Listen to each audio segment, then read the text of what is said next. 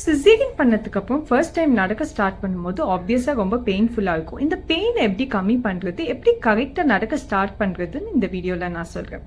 So caesarean பண்ணதுக்கப்புறம் ஒரு 6 to 12 hours கழிச்சு தான் உங்கள் டாக்டர் வந்துட்டு நடக்க ஸ்டார்ட் பண்ணலான்னு சொல்லுவாங்க.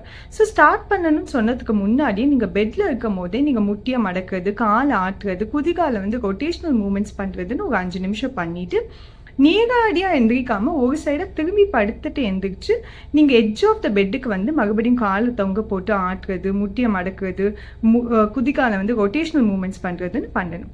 அதுக்கப்புறம் மெல்லமாக எந்திரிச்சு நின்று உங்கள் ஃபுல் பாடி வெயிட்டை காலில் சப்போர்ட் பண்ணி நிற்கணும்.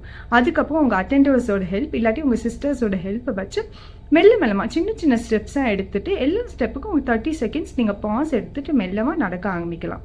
அதே மாதிரி வலியை கம்மி பண்ணி ஏதோ நீங்கள் ஒரு பில்லோவை ஹக் பண்ணிட்டு நடக்கலாம், இல்லாட்டி அப்டாமினல் பைண்டர் போட்டுக்கலாம், இல்லாட்டி உங்கள் டாக்டரோட ஒரு வலி ஊசி கொடுக்க சொல்லிட்டு ஒரு 15 மினிட்ஸ் கழிச்சு நடக்க ஆரம்பிக்கலாம். ஆனால் இந்த நடக்கிறது ரொம்ப இம்பார்ட்டண்ட். ஏன்னு பார்த்தீங்கன்னா காலில் ரத்த கட்டு இல்லாமல் இருக்கிறதுக்கு, உங்களுக்கு ரிக்கவரியும் ரொம்ப ஃபாஸ்ட்டாக இருக்கிறதுக்கு, அதே மாதிரி நீங்கள் சாப்பிட்டா வாந்தி வராமல் இருக்க, உங்கள் பவல் மூமெண்ட்ஸ்லாம் ரெகுலராக இது ரொம்ப இம்பார்ட்டண்ட்.